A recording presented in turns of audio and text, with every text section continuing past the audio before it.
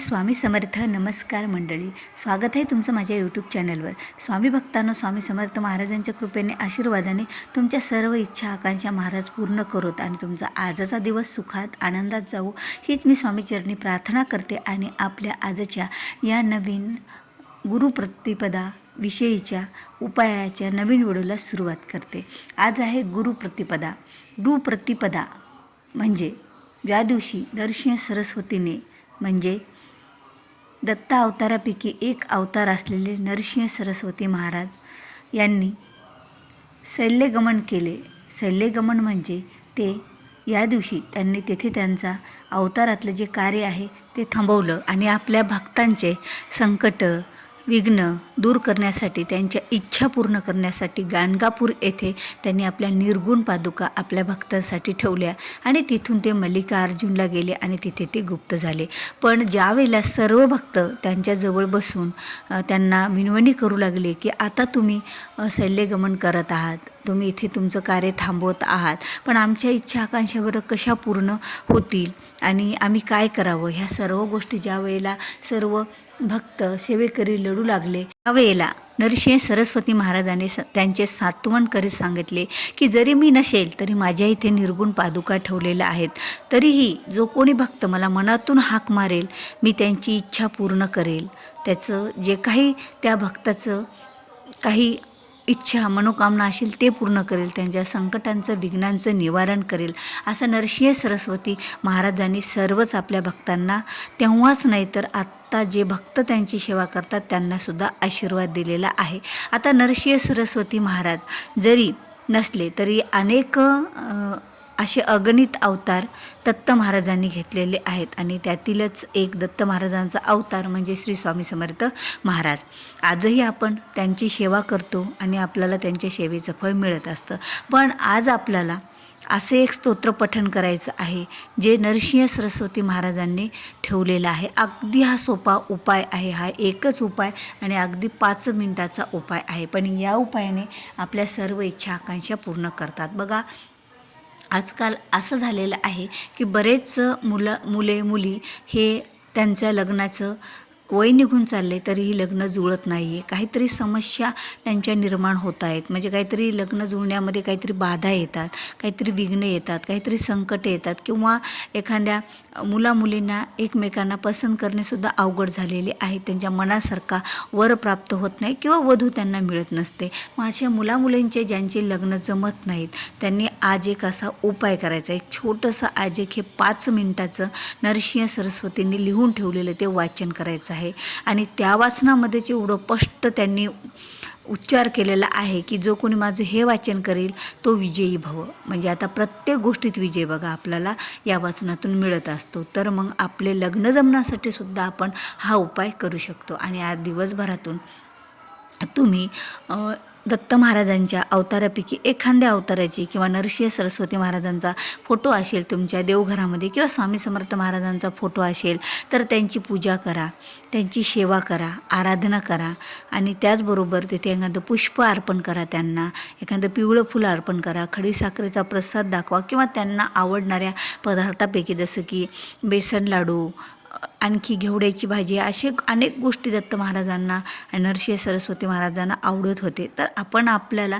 जसा जमेल तसा एखादा नैवेद्याचा पदार्थ महाराजांना दाखवावा आणि सर्व गोष्टी. आता दत्त महाराजांचा फोटो नसेल तर स्वामी महाराजांच्या फोटोला दाखवावा, नरसिंह महाराजांचा नसेल तरीही काही हरकत नाही. तुमच्या जवळपास कुठे केंद्र किंवा एखादं मठ असेल तर तेथे जाऊन सुद्धा तुम्ही सेवा आराधना आणि पूजा करावी. पण त्याचसोबत बरं, तुमच्याकडून हे काही नाही झालं तरीही चालेल, कुठली पूजा झाली नाही, कुठली सेवा झाली नाही किंवा कुठलं एखाद्या मंदिरात कुठेच जाणं झालं नाही तरीही काही हरकत नाही. अगदी तुम्ही बाहेर कुठेतरी आहात, तुम्ही शिक्षण घेत आहात, तुम्ही घरी आहात, तुम्ही कुठेही आहात तरी तुम्ही ही सेवा करू शकतो. फक्त मुलींनी जर त्यांच्या मासिक धर्म असेल तर 4 दिवस ही सेवा करू शकणार नाहीत, 5व्या दिवशी करू शकताल आणि मुलांना तर काही प्रॉब्लेमच नसतो, ते केव्हाही ही सेवा करू शकतात. फक्त आज ही सेवा केल्याच्यानंतर तुम्हाला नॉनव्हेज खायचं नाही आहे, मांसाहार करायचा नाही आहे, एवढं मात्र लक्षात ठेवायचं आहे. तर बघा, ही सेवा अगदी सोपी आहे. हे अगदी वाचन पण एवढं सोपं आहे ना, सहज कोणतेही मुले हे वाचन करू शकतील.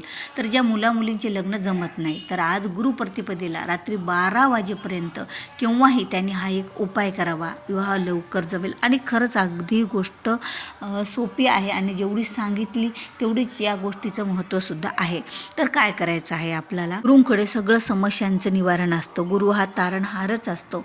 म्हणून तर आज आपल्याला एक सिद्धमंगल स्तोत्र, हे स्तोत्र आहे बघा. तुम्ही जर सिद्धमंगल स्तोत्र तुमच्याकडे कुठे तुम्हाला मिळत असेल, कुणाकडे असेल, किंवा तुम्ही गुगलवर त्याला सर्च मारा, सिद्धमंगल स्तोत्र. अगदी 8च ओव्यांचं हे मंगल स्तोत्र आहे. ते स्तोत्र तुम्हाला 40 वेळा वाचायचं आहे.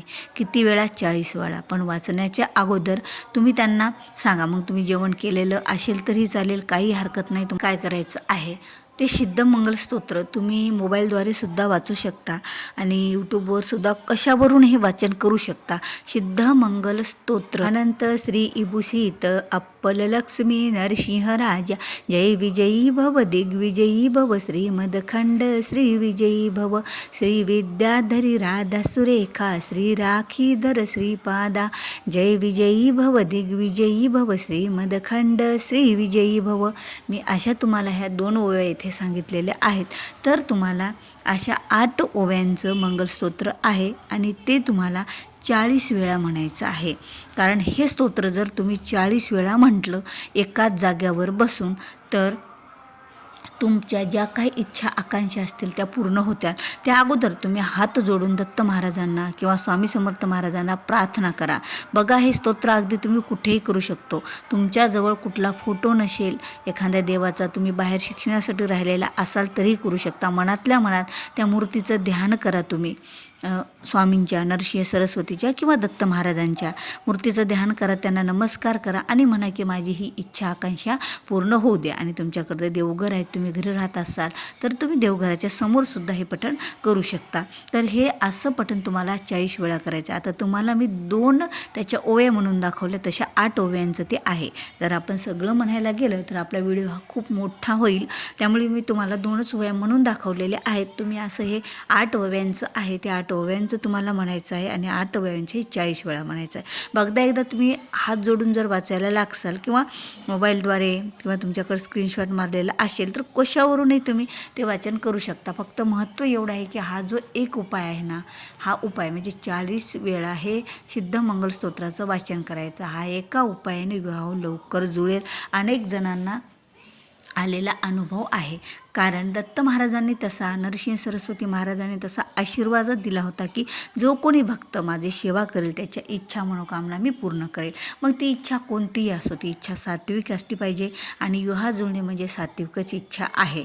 चांगल्या भावना आहेत आणि तुम्ही मन लावून जर खरंच ही 40 दिवस 40 वेळा वाचन जर एकाच दिवशी बसून केलं तर तुमच्या इच्छा आकांक्षा मनोकामना जे काय त्या पूर्ण होतीलच. आणि विवाह जुळण्याची सुद्धा इच्छा आकांक्षाही निश्चितच तुमची पूर्ण होणार आहे. आणि तुम्हाला योग्य जोडीदार हा निश्चितच लवकरात लवकर मिळेल आणि लवकरात लवकर तुमचं लग्न जमेल आणि होईल. तर खरंच नरसिंह सरस्वती महाराज आणि त्यावेळेला सुद्धा ज्या वेळेला ते होते त्यांनी किती हजारो वर्षी कार्य केले, पण आत्तासुद्धा ते आपल्या सर्वांच्या मनात आणि ध्यानात आहेत. आणि आपण सुद्धा असं एखादं त्यांचं वाचन किंवा त्यांचं चिंतन मनन भजन केलं तर ते सुद्धा त्यांना खूप आवडेल. आणि त्यांनी असं सांगितलेलं आहे गुरुचरित्राच्या 52व्या अध्यायामध्ये, जो भक्त घरामध्ये त्यांचं भजन करील, त्यांचे गुण गाईल, एखादं स्तोत्र मंत्राचं पठण करेल, त्याच्यासोबत मी नेहमी राहील, त्यांच्या इच्छा आकांक्षा मी पूर्ण करेल, असा त्यांचाच आशीर्वाद आणि वर आपल्या सर्व भक्तांना आहे. म्हणून आपण आजच्या आज रात्री 12 वाजेपर्यंत तुम्ही नक्कीच या स्तोत्राचं पठण करावं आणि आपली इच्छा पूर्ण करून घ्यावी. तर तुम्हाला व्हिडिओ आवडला असेल तर व्हिडिओला लाईक करा, शेअर करा. तुम्ही जर माझ्या चॅनलवर नवीन असाल, अद्याप चॅनलला सबस्क्राईब केलेलं नसेल तर चॅनलला सबस्क्राईब करायला विसरू नका. कारण जेव्हा केव्हा मी अशी नवीन माहितीपूर्ण व्हिडिओ माझ्या चॅनलवर अपलोड करेल त्यावेळेला त्याचं नोटिफिकेशन तुम्हाला अगोदर मिळेल आणि तुम्ही माझा एकही व्हिडिओ मिस करणार नाही. तर भेटूया पुन्हा अशाच एका नवीन माहितीपूर्ण व्हिडिओसोबत. तोपर्यंत श्री स्वामी समर्थ. जय जय स्वामी समर्थ.